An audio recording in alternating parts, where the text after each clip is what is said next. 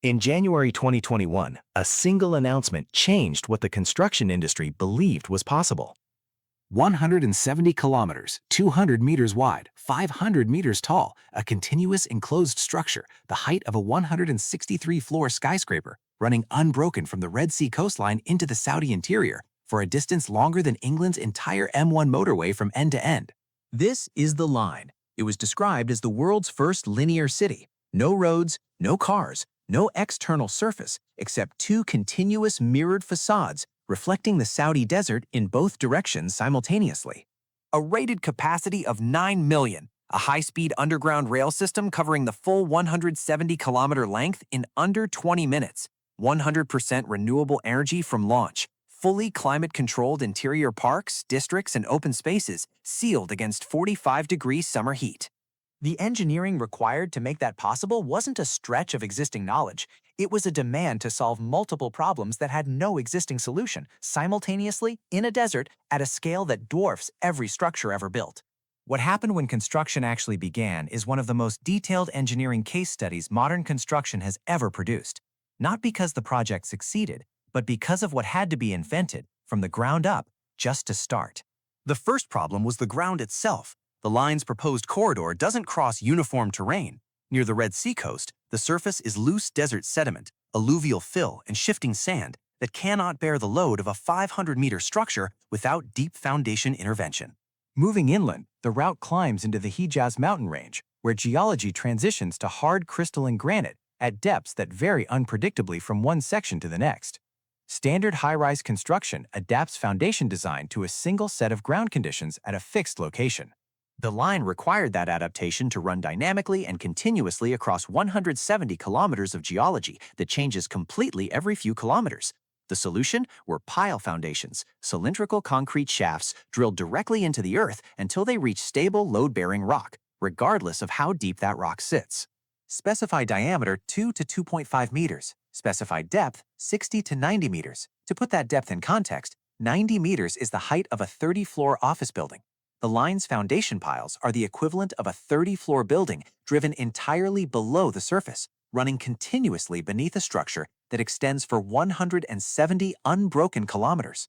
On the spine infrastructure corridor alone, 10 high-capacity rotary drilling rigs operated simultaneously, 4 XR500E units, 2 XR600E, 2 XR320D, 2 XR400D. Each rig completed approximately 3 piles per day. Concrete supply for that foundation program required infrastructure that didn't exist in the region. A dedicated concrete production facility was constructed directly on site at a cost of 700 million Saudi riyals, designed to produce 20,000 cubic meters of ready-mix green concrete every single day using integrated carbon capture technology. That plant wasn't a temporary construction support facility. It was a permanent industrial production operation, built specifically and solely to supply one building. Above the foundation level, the structural challenge has no direct comparison in engineering history. A single 500-meter-tall tower is already at the outer edge of routine structural engineering. The Burj Khalifa at 828 meters required more than 12 years of construction as a single isolated structure on flat desert sand, with full access from all sides. The line required comparable structural performance to run continuously for 170 kilometers across terrain that rises and falls through mountain passes. The primary structural challenge is lateral force. Wind load across a surface 500 meters tall and 170 kilometers long generates pressure calculations that existing structural engineering codes were not written to address. The exoskeleton frame linking the two parallel towers must resist prevailing wind loads, but also crosswinds that shift in angle and intensity across 170 kilometers of varied terrain. Mountain passes channel and accelerate wind through natural corridors. Desert flats generate different pressure patterns from canyon terrain. A single, uniform structural specification can't address all of those conditions simultaneously. The frame design must vary from section to section, a dynamic structural problem that required new load modeling software to even describe correctly. Thermal expansion adds a second structural layer. A steel frame 170 kilometers long expands and contracts with temperature change at a rate that produces measurable movement every single day. The Tabuk region's temperature range runs from approximately 5 degrees Celsius in winter to above 45 in summer. Managing that movement without fracturing connection joints, cracking facade panels, or disturbing the rail tunnel alignment below requires expansion joints engineered into the frame at calculated intervals throughout the full length. The mirrored facade carries its own engineering specification.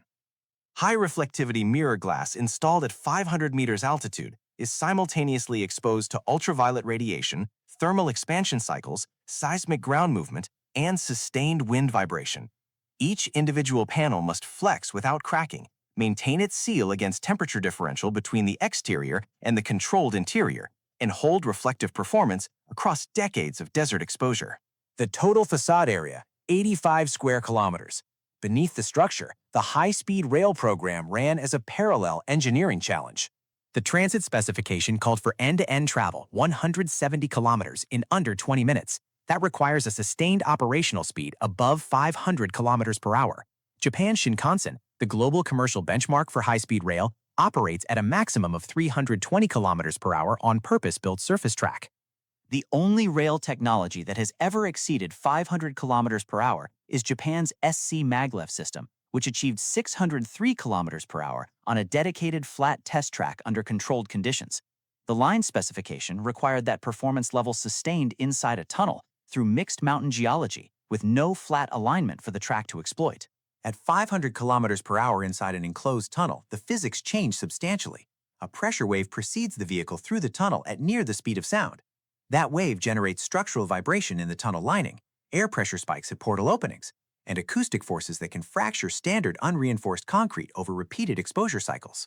The tunnel specification required pressure relief shafts, vibration-dampened lining systems, and aerodynamic portal profiles, never before deployed for a sustained 500 km/h application through mixed mountain geology. The tunneling contract was structured as 5 separate sections, each covering approximately 5 kilometers of excavation. 3 different methods were assigned based on what the geology required: drill and blast for hard granite, cut and cover for shallower terrain, and conventional tunneling for intermediate rock conditions. Total planned tunnel length in the Phase 1 scope, 26.5 kilometers.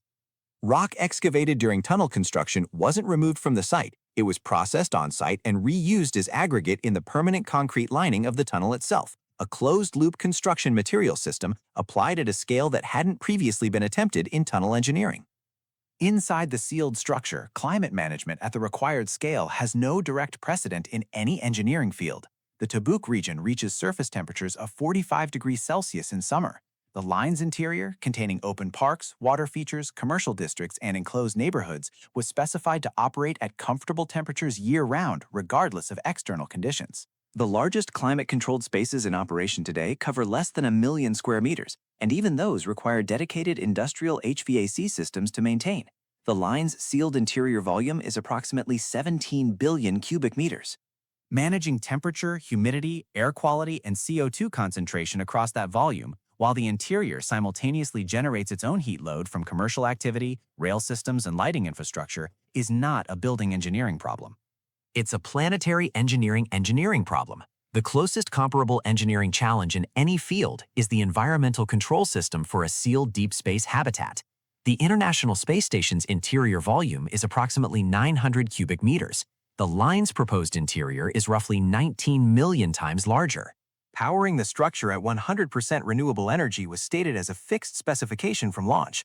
Tabuk Province's solar irradiance levels rank among the highest recorded on Earth. In large-scale photovoltaic installations already operating within the broader NEOM site have demonstrated substantial clean energy output is achievable in the region. The engineering question was never whether the region could generate renewable electricity. It was whether the full demand load, with no fossil fuel backup permitted at any point, could be sustained through every hour of every year. Saudi Arabia's peak solar generation occurs between 10 a.m. and 3 p.m. Overnight demand from cooling systems, commercial operations, data infrastructure, and rail continues uninterrupted through the full night cycle. Sandstorms, which are frequent in the Tabuk region, reduce photovoltaic output significantly and can persist for multiple days. Bridging the gap between intermittent solar generation and continuous city-scale demand requires grid-scale battery storage. As of 2026, no battery storage technology deployed anywhere on Earth can fully bridge overnight city-scale demand without supplemental input. In March 2025, an internal financial projection published in the international press changed the public understanding of where the project stood. The projection stated that completing the line to its original specification would cost approximately $8.8 trillion. Not billion, trillion. The projected completion date, 2080. The original announcement had described a structure operational by 2030. 8.8 trillion is approximately equivalent to the combined annual gross domestic product of Germany and Japan. The 55-year gap between 2025 and the projected 2080 completion means the line would not be finished within the working life of any construction operation currently active on the site. On September 16, 2025, active construction on the line was formally suspended. The Saudi Sovereign Wealth Fund paused operations across the site. At the project's peak in October 2024, drilling and foundation activity had involved over 100,000 concurrent operations running simultaneously across multiple site sections. NEOM job postings dropped 74.6% between January and December 2025. In January 2026, over 1,000 NEOM-based operations relocated from the Tabuk site to Riyadh for centralized management. As of 2026, completed Phase 1 foundation and structural work covers 2.4 kilometers out of 170. That is 1.4% of the total planned length. The mirrored cladding that defined the line in every announcement render doesn't exist on the physical structure. The outrigger steelwork above the completed concrete cores hasn't been installed. The 2030 occupancy target has been revised from 1.5 million to fewer than 300,000. That isn't a revised schedule. That's a fundamental redefinition of what Phase 1 actually means. Here's what the engineering record shows, regardless of what eventually gets built.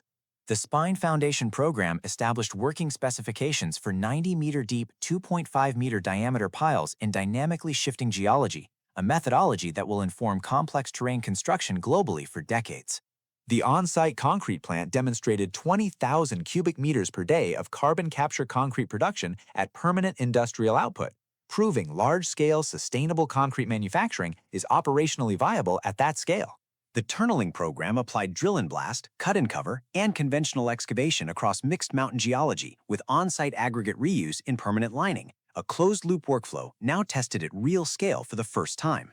The structural modeling required to specify a 500-meter exoskeleton frame across 170 kilometers of variable wind, seismic, and thermal conditions produced engineering datasets that didn't exist before this project was attempted. Every one of those advances came from attempting to build something that may never be completed as originally described. The most ambitious structure in construction history has produced its most enduring engineering output, not through what was finished, but through what had to be worked out just to drive the first pile.